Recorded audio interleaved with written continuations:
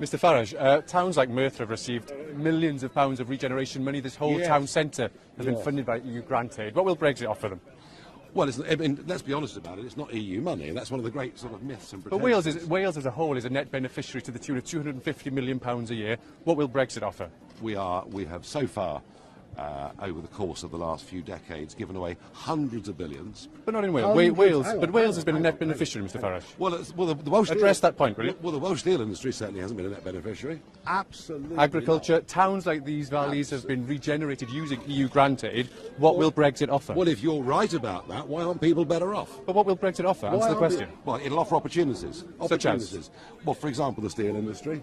We'll be in charge of the That's steel in Port industry. Talbot. That's 40 miles away from That is Merthyr. Wales, isn't it? South Wales, though. Towns like the South Wales valleys. We've got chance for fishing industry, but also, just you look up and down these high streets. You look at little industries like the business I just popped into. You know, the key thing to remember, only 12% of the entire UK economy is exporting goods to the European market, and yet, as members of the single market, the other 88%. But it's higher in Wales. Agriculture, for example, is highly reliant on EU exports. But what will Brexit offer? You're not giving me enough of an answer. 88% of the UK economy is not exports. We're in Wales, Mr. Farage. And yet, we're all stuck with single market rules. So I think in terms of small businesses, entrepreneurs, people setting up as sole traders, I think we've got a much better opportunity outside the European Union.